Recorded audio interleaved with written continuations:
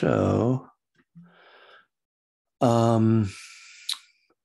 waiting to see if the Reverend Freakchild shows up. He texted me this morning and reminded me that it was my AA birthday today. I forgot. Oh, there he is. Just entered the waiting room. So a 37 isn't really a very exciting year, you know, it's kind of like boring. So I didn't really care. I'm waiting for 40 to make some noise, you know. We'll see if we make it that far. Yeah,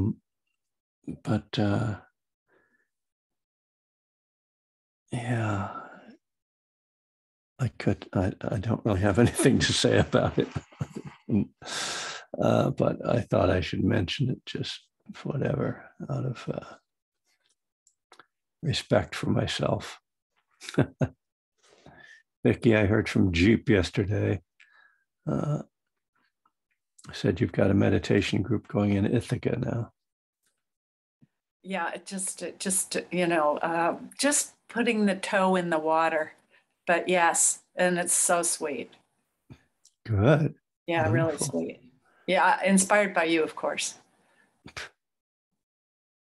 It's contagious, right?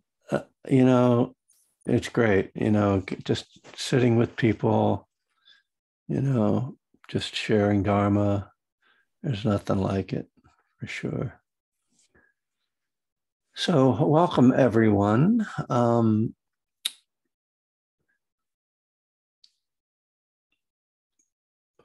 We are going to meditate in a couple of minutes, you know, sort of once everybody sort of arrives, we have to click everybody in from the waiting room and just let things settle.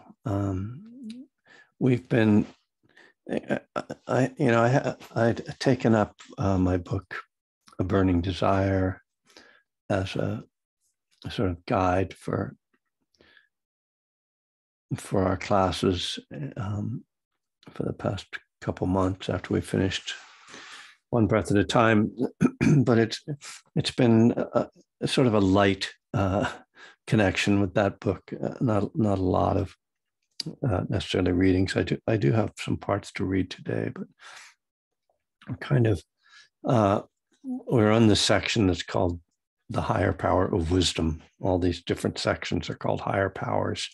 So as you might know, my book, A Burning Desire, the subtitle is Dharma, God at the Path of Recovery. And it's really about kind of finding elements in the Buddhist teachings that can be applied to kind of to step 3 and to just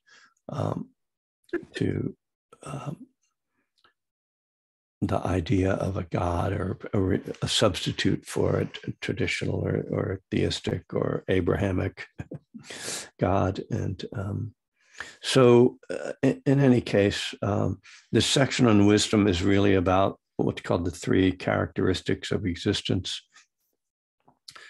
impermanence, suffering, and not self. And we've been on the impermanence section. And I actually want to just start by sharing a classic Buddhist teaching, and we can kind of use it as a springboard into our meditation, maybe. So on my first couple of retreats, Jack Kornfield used to chant some of the Pali phrases, and this one was one that came around over and over. Anicca vada sankara upadava yadamino upakitava niruchanti te sang vipassamo sukho. And what it means, one translation of it, is all conditioned things are impermanent. They have the nature to arise and pass away. To live in harmony with this truth brings the highest happiness.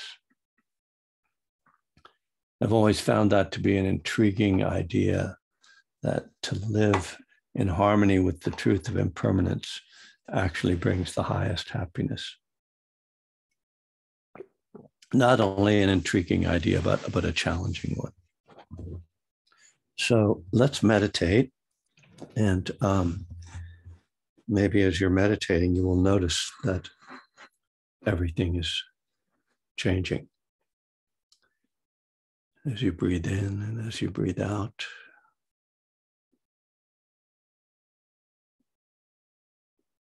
settling into your posture and feeling your body.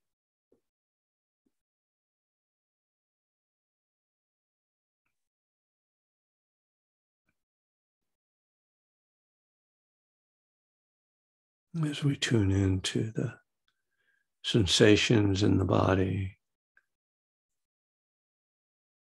we find that they are in constant flux.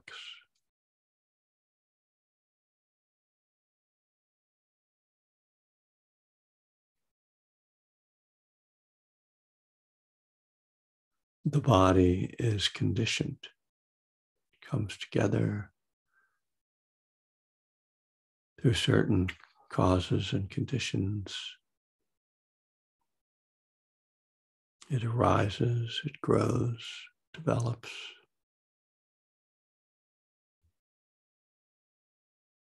And then it deteriorates, fades away. That is its nature.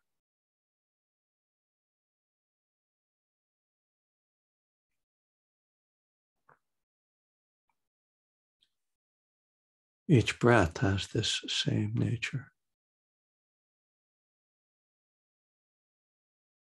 It arises, begins, it ends. We breathe in, we breathe out.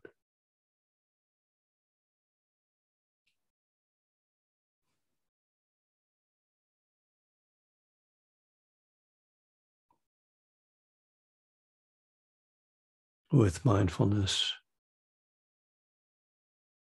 we bring our full attention to these experiences.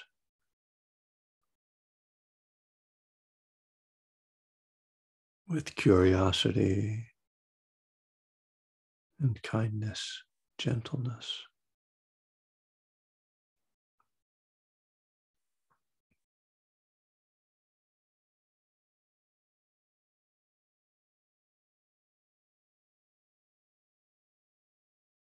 Breathing in,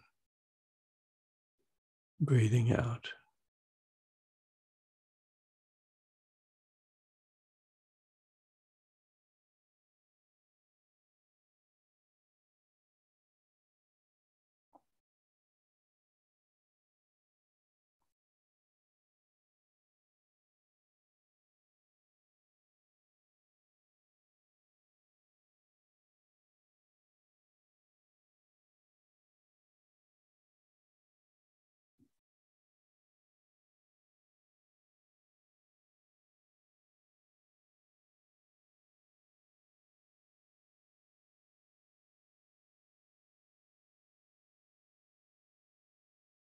Thoughts as well are impermanent.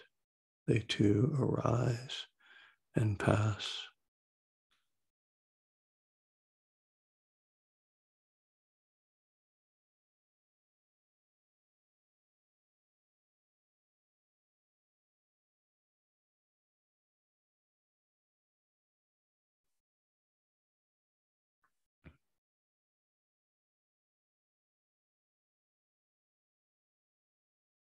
There's a very strong tendency to resist the truth of impermanence. We see this on subtle levels and on obvious levels.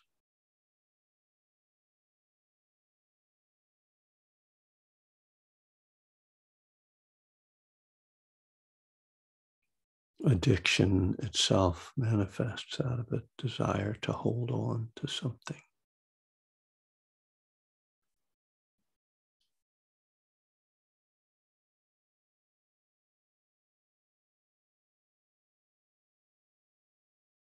The mind reaches for something solid, something stable,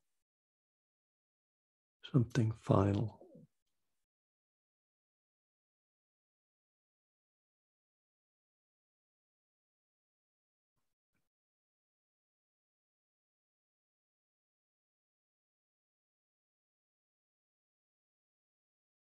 We never find that stability. And so the search goes on.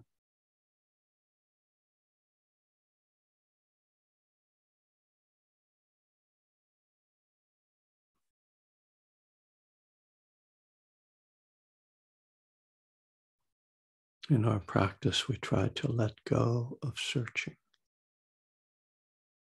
for a moment.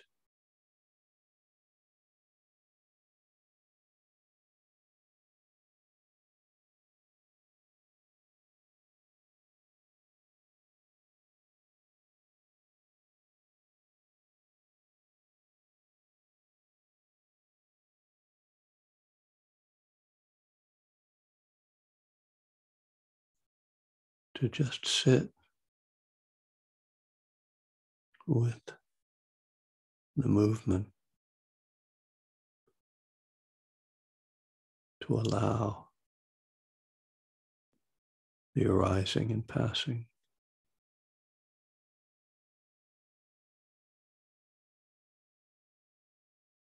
to simply be with it without resistance, without efforts at control, to live in harmony with impermanence.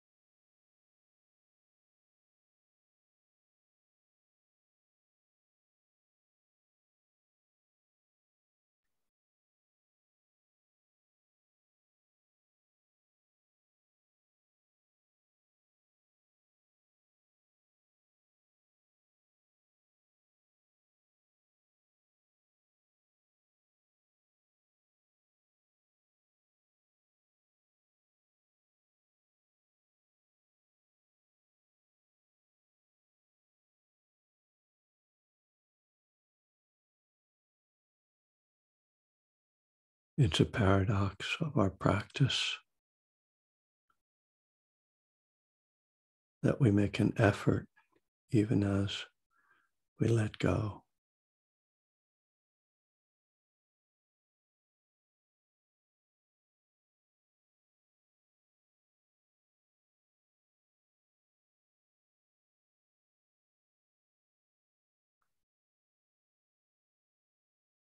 We're making the effort to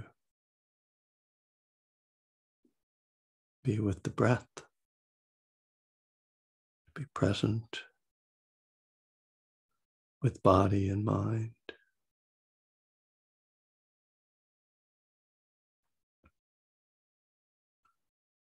Making the effort to bring calm.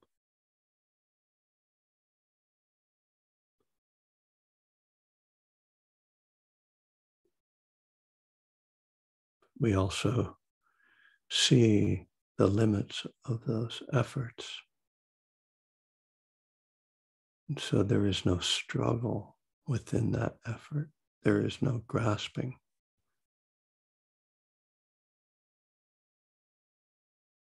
The wise effort of trying to live in harmony with the power of mindfulness.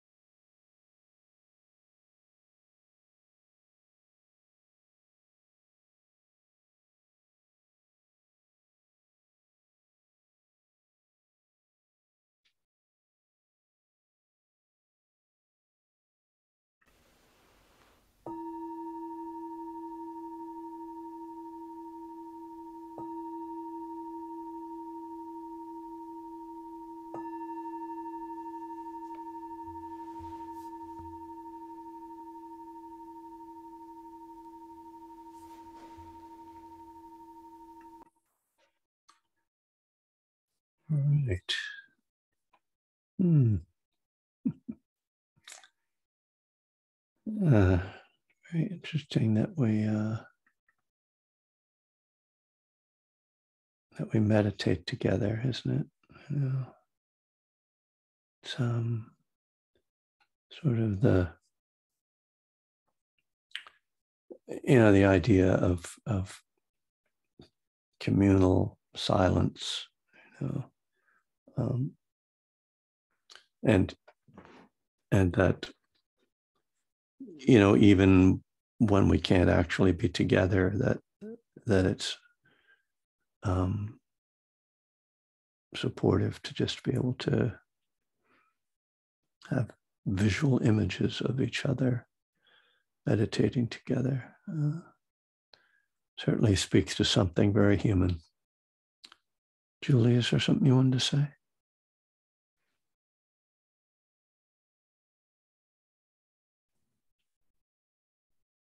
Thank you. Good morning, Kevin. Good morning, Sangha. I'm sorry to speak so early. Thank you for that space. I actually used the meditation to do a little bit of a rain practice because I realized I was triggered. And if you don't mind my self-indulgence here for a few minutes, Kevin, if you, with your permission, I would like to talk to that 37-year-old sober, clean aspect of yourself today. May I have a moment to do that, or would you prefer I did not? Oh, go ahead. Sure. So, Mazel Tov on 37 years today. It is a big thing. It's awesome. And to your 37-year-old sober, clean partner, I applaud you. I applaud you and the journey that you've been on with this awesome man, inside of this awesome man, as a wonderful partnership through whatever hardships and challenges you've had these 37 years. You showed up with commitment and mindfulness and resolve, and you matter. You don't have to wait to have a 0 or 5 at the end of your term. I celebrate you now, and I'm sorry if I was a little dismissive of your accomplishment up to now. Certainly, if I had a friend who was celebrating 37 years, I wouldn't say you don't count for another 3 years. So I acknowledge you, I thank you, I honor you, and I celebrate with you, 37-year-old clean, sober self. Happy birthday. Oh, thank you. Thanks, Julie. That's very sweet. Thank you. I'll take you as the representative of the group. Speaking, very kind. Yeah, I mean, I will talk about it since you bring it up. I got sober when I was 35, so now there's more years of intentional sobriety than there were of before that. And certainly, as one does, I fairly regularly kind of reflect on different moments of my recovery. Certainly, that initial moment, that turning away and turning away from alcohol and drugs and turning towards sobriety.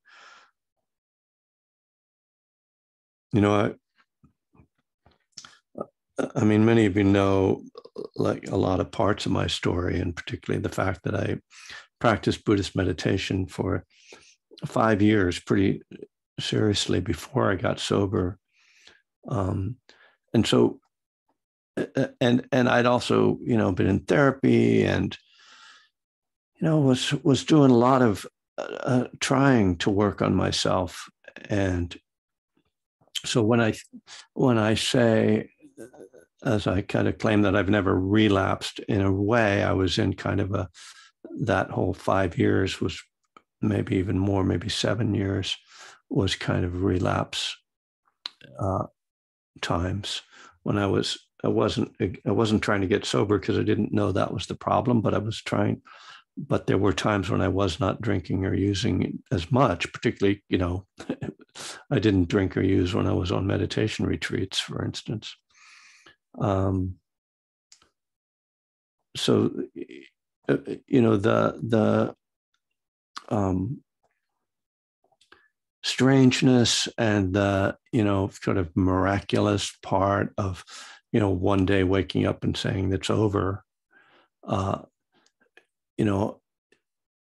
it makes more sense when I put it in the context of those years of really 7 years, because I started meditating, doing TM before I did Buddhist meditation. I did that for 2 years, and that was also a time when I was using less, drinking and using less. So so I can see how it came about in a way. But it's also, I guess, what really also, stands out for me is that once I got sober, realizing that meditating was not what I needed, that it wasn't something, that wasn't anything wrong with it, but it was not solving the problems I had, and the way in which I went back to really basics of life, as you said, Julie, of showing up and trying to just act like an adult, because this is, one of the sort of ideas about addiction, that when you become an addict, you stop growing emotionally, and that was when I was 17, and it very much seems as though I was emotionally a teenager, and still have a bit of that, but that I started to try to live in an adult way, which sounded really boring to me and was not what I ever had wanted to do, because I was going to be a rock star, and rock stars don't have to be adults, they just fuck around and play rock and roll. But that had all, kind of played out by the time I was 35. So, and, there were then a lot of more so-called miracles along the way. One that really stands out was something I was just recently, a few days ago, I was asked to do a sort of written interview, answer a bunch of questions about being a writer. And one of the first questions was about what made you decide to become a writer. And I don't know if you guys know this part of my story, but when I went back to school at 38, so then I was 3 years sober, I took, English composition at Santa Monica College, and the teacher, Gordon Leggett, at the end of the semester, at the end of my first semester in college, she walks up to me and says, "Did you ever think about being a writer?" And I was like, "What are you talking about? I'm a musician. I'm trying to I want to become a therapist, because, that'll be a job, real job or something." It's what sober people do. They become therapists. But that guy just was like, you should think about being a writer. I was like, and of course, I couldn't resist. Okay. And, that's why there's all these books, because that one guy, you know what I mean? Like, there was 50 people in that class the first day. By the end of the semester at community college, it was probably 25, but still, for him to, see that and to come up to me and say that, those are the gifts that you get from people that are just unbelievable. So there's been a lot of those moments, enough of those moments, I will say, to keep me moving, keep me moving forward. So that's all I'll say for now. But thank you for asking or saying that, Julie, and motivating me to say something more. So that was kind of like my AA share, and I'll say, like, I got sober in LA, went to Venice Beach and the west side of LA, and Down there, when you have your anniversary, they have a cake and you get to get up in front of the room, the group, and talk about your recovery in a different way than you do. It's not just sharing. It's like kind of what I was just doing, kind of a little reflection. And that's something I really miss. They don't do that in Berkeley. Berkeley is kind of, they're not all in with the, anyway.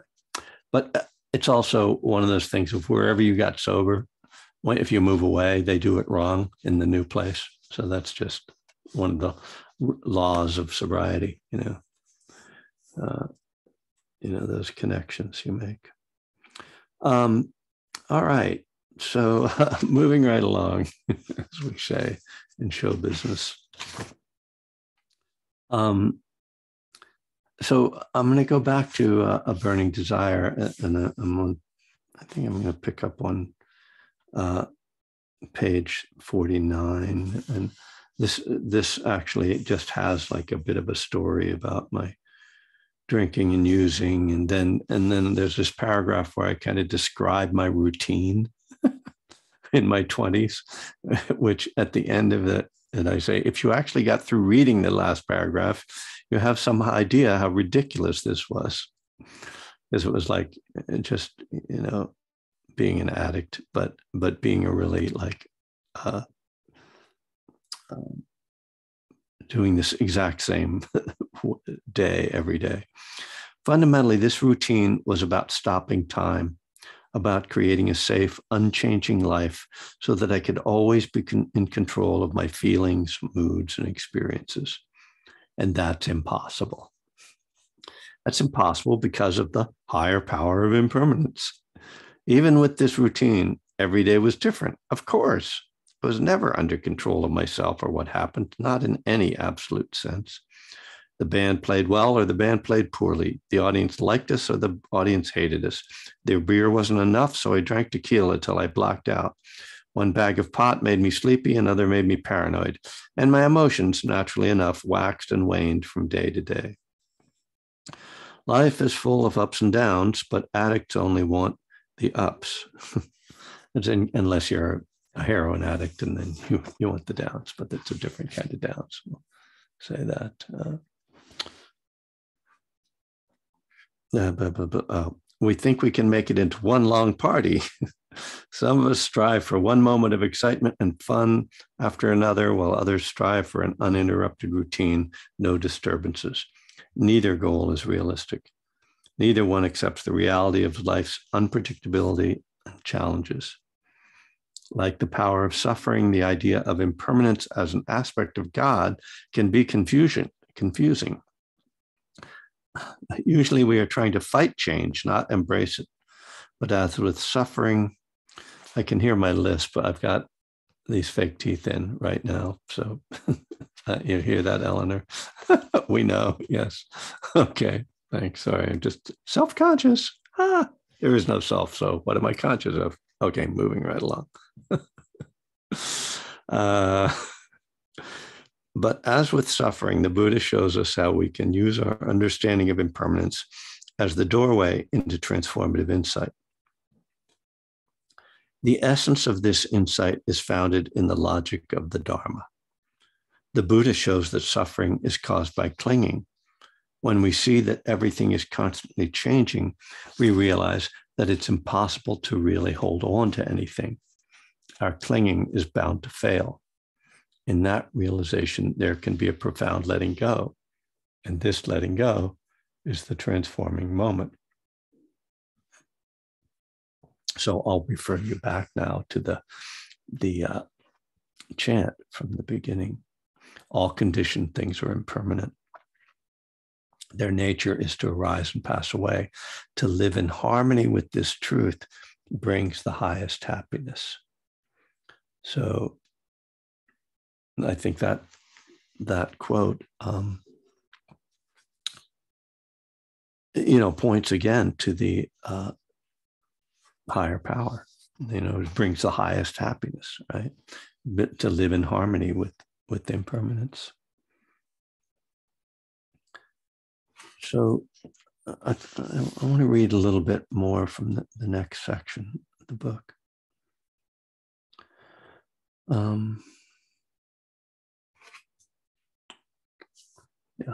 One aspect of turning our will and our life over to the care of God is trusting in impermanence. If we are living in harmony with karma, then change is moving our life in a positive direction. Hope that makes sense. If we are living in harmony with karma, so if we're living in harmony with the power of karma, which is an earlier section of the book, then change, the impermanence, is moving in a positive direction. It's not just random change. It's like, it's positive.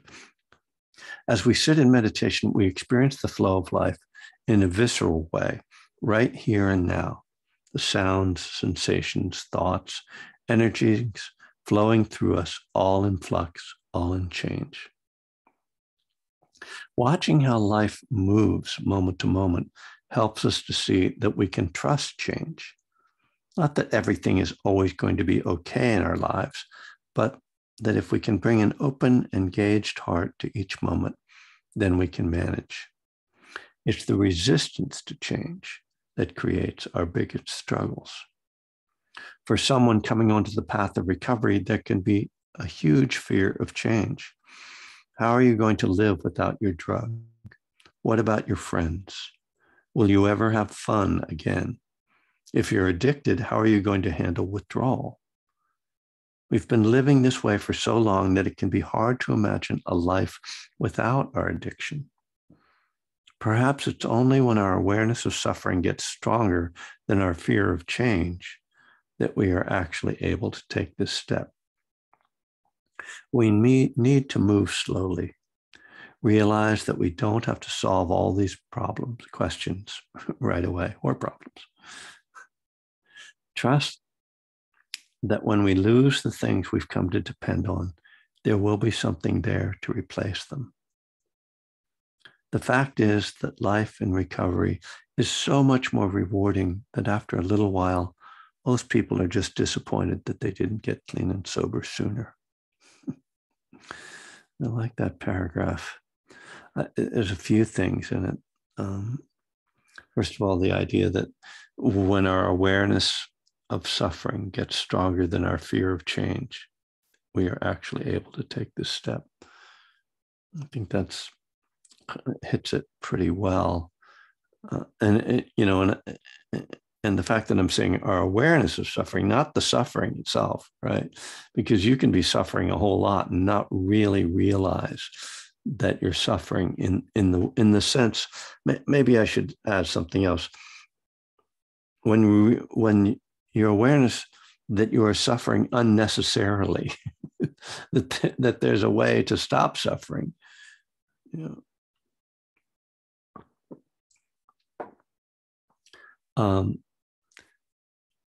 but I remember having a lot of these questions when I got sober. How are you going to live without your drug? The idea that, what about those moments when I need a drink? And I've been smoking pot for 20 years. Like how, and those, like listening to music or playing music, writing songs, playing a gig, all those things I'd done high since I was a teenager. And I like, how was that going to be okay? And so, I had this vision of sobriety as this just gray, bleak landscape that would be like, all right, I surrender, my life is going to be, my life is going to just be boring, but at least it won't be a complete mess, and that was really setting the bar low. Will you ever have fun again? Like, it's just so ironic to me that I had this idea that I was enjoying myself. Like, what? No, you're not having fun. This is not fun. This has not been fun for a long time. You don't even know what fun is anymore. You've just lost all contact with fun. Being loaded is not fun. You know, it might be fun when you're 16, but like when you're 35, it's not fun. It's not, you're not doing it for fun. So I'll read the rest of this. This goes into a little Buddhist-y stuff. In the Theravada Buddhist teaching on the progress of insight, there is a stage called rolling up the mat. At this point, some people have visions of death, everything dissolving and disappearing before their eyes. It's supposed to be terribly frightening, though I've never experienced it on such a level. It is, of course, a powerful vision into impermanence, and one can easily be tempted to give up the whole meditative enterprise. However, most people who reach that stage don't falter because they've built up a foundation of trust and calm with intensive meditation that allows them to sit through the visions. Many of us want to roll up the mat of our recovery when we first arrive. But if we're lucky, the group, the other people in recovery around us, reminds us that what we're going through is impermanent, that if we stick with it, things will get better. We are really being asked to trust in the higher power of impermanence. Moments like this can actually happen at any time in our recovery. When things fall apart, as they almost inevitably will at some point, one of the things that can get us through is remembering that we haven't arrived at our destination, that we are just passing through hard times. It's the nature of the Dharma that things rise and fall. When we understand this truth, the dark times are seen as a natural part of our life's journey, the trough before the next uplifting wave. I read that this morning and thought about the world as it is in this moment. And I know the next uplifting wave might be a tsunami, the way things have been going, but we shall see. So let me open it up for any thoughts or comments from anyone this morning. Thanks.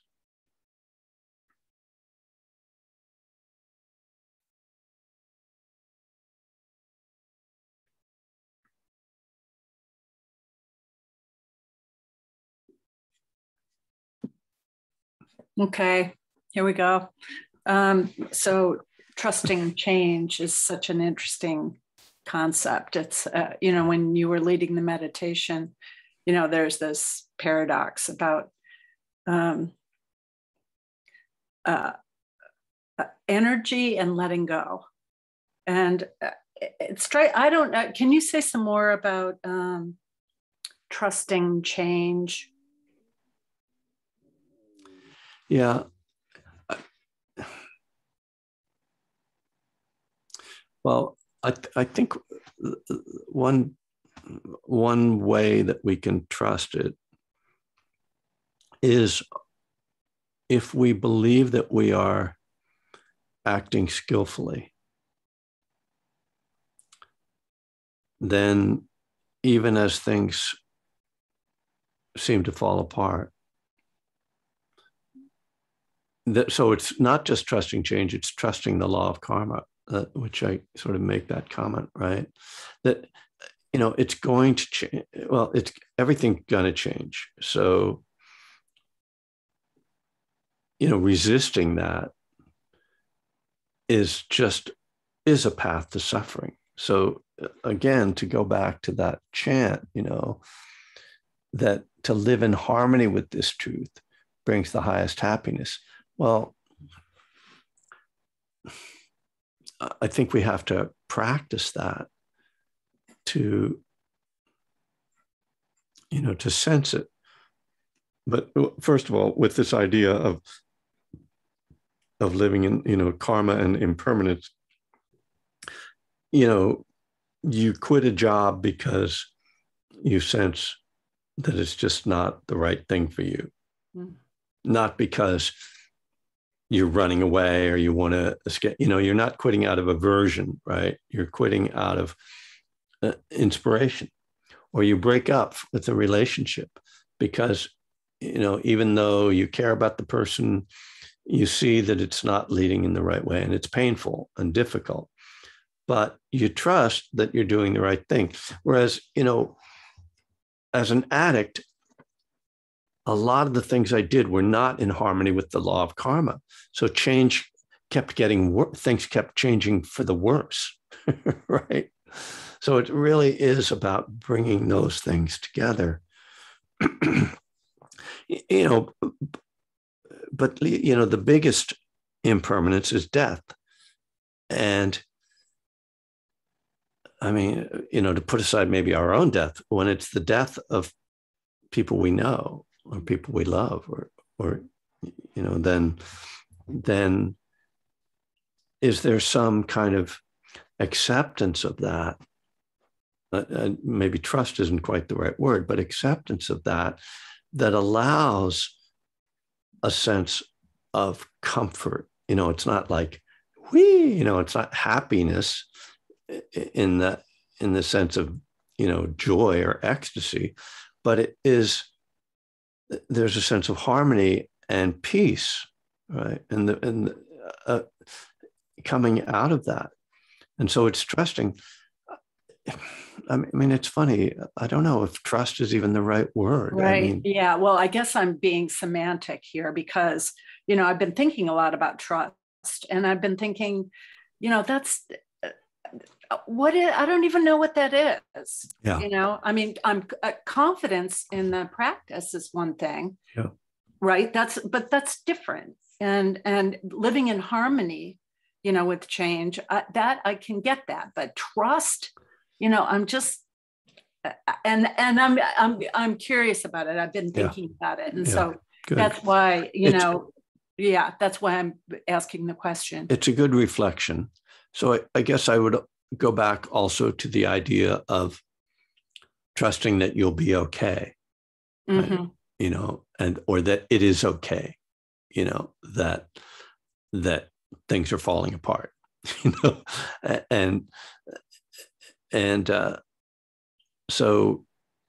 yeah,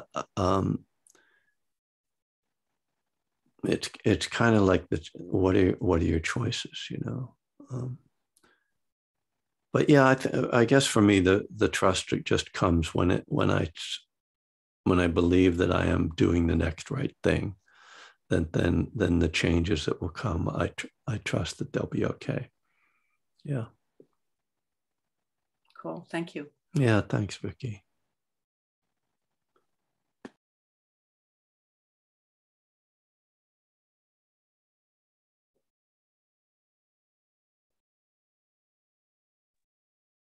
Hey, Kevin. Yes. Julie would like to know where there's a link to the chant. I believe you have it here in your chapter in the English language in italicized, I think. Let's see. I dug it up somewhere. Where did I lose it? Oh yeah, here it is. It's on Facebook. I don't know why it's on Facebook. Oh no, here it is. It shouldn't be Facebook. Oh yeah, it's the Dharmata Foundation. I don't know if this will work as a link, but I'll put it in. But what I did was I put in the opening line, which is Anicca Vata Sankhara, and several links came up. There's the first link actually that comes up is an amazing article by Bhikkhu Bodhi, which I've read before, and I'm going to study it some more and maybe talk with you guys about it. This word Sankhara is like a really critical word in Buddhist teaching, and like all the good ones, it doesn't have any English translation that we can really hang on to. It has a lot of different meanings. But if you Google Anicca Sankara, the chant it's also the chant that's used at funerals in Buddhism. And, everything is impermanent. It's a great line, just to keep it in mind. It's like one of those things, you toss out like every day or two, and I'll say it to my daughter every time something happens. So, well, everything's impermanent. She's like, yeah, I know, Daddy, stop, shut up. Oh, yeah. Her car broke down the other day. I was like, oh, yeah, everything's impermanent. Your battery is impermanent. But it is a really, it really is like what we're supposed to pay attention to. I was looking at, because this is the first aspect of the fourth tetrad of the Anapanasati Sutta, as I speak in some foreign language. So I've been talking about how I've been working with the sutta on mindfulness of breathing, and you come to the last section of that, it's breathing in, contemplating impermanence, breathing out, contemplating impermanence. And this word contemplating shows up a lot in both the Four Foundations of Mindfulness and in the Mindfulness of Breathing Sutta. And I actually went to the dictionary because, Bhikkhu Analayo said that what this meant was to observe closely, to observe impermanence closely. That's what contemplating it meant. And I realized, well, I thought that contemplating meant thinking about something. So I literally went to the dictionary, and there it was, the definition to observe closely, or to look very closely at something, to bring awareness to something. And it kind of upset me because I realized, like, I don't even know what the word in English means, much less the word in Pali. So I'm really in trouble. But it's an interesting way to think about it when we say observe impermanence closely. Just keep looking at it, because it's, well, I mean, this is my theory, and I have to talk to some people with more authority than myself, that we are, I don't know if I can even explain this theory because it's so bizarre, not bizarre, but whatever, that our meditation practice, the emphasis on looking at impermanence, is ultimately meant to get us to a point where we see what is not impermanent. That's the shorthand, because the only thing that is not impermanent is nirvana. It's the only thing that is unconditioned. It is not a sankhara. All conditioned things, all sankharas are impermanent, right? And everything that we encounter in our lives, in our ordinary lives, is conditioned. It all comes together and it all falls apart, whether it's the universe or the flower in your garden, everything just comes together with certain things that bring it together, causes and conditions, both material and sort of chemical and physical and mental. And then they all end, right? That's not true of nirvana or nibbana in Pali. So the fact that in our meditation, we're told to constantly look and look closely, look and more closely at everything that's changing. But what we're trying to get to is an awareness of what is not changing. there's a message in there, right? It's not like, don't pay attention to the things that are changing so that you can see what's not changing. It's saying that if you keep looking at what is changing, at some point you're going to see through it.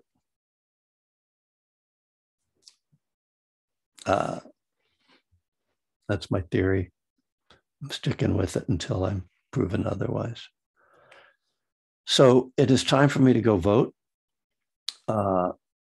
And I'm going to do that. And then a friend just texted me and asked me if I wanted to go to a Bayagiri monastery today. So it looks like we're going to head up there and see Ajahn Sumedho. Going to probably go next Tuesday too, right, Anne? You're still planning to go? Oh yeah, I'm going for sure. Yeah. Yeah. So I guess I'm excited because I like the idea of going twice. So I'll bring back news from Bayagiri this Friday. I'll be on the Spirit Rock web Zoom as opposed to this one. And I should also tell you that Shambhala even though my new version of Living Kindness isn't coming out till December, you can pre-order it on Amazon. So for what it's worth, I'll, that's my marketing for the day. Next month is going to be different because I'm not going to be around on Friday nights. So I'm going to need help on Friday nights because it's going to be 3:00 in the morning in Ireland. And but I will do the Tuesday mornings because it'll be the evening there. In any case, that's the news from Vincenti Avenue. I just wanted to add, Kevin, that today's talk at Bayagiri at 3 is also on YouTube for those who can't make it. You can watch live. Yeah. Thank you, John. Yeah. Do you have the link for their YouTube channel by any chance? Yes. Very cool.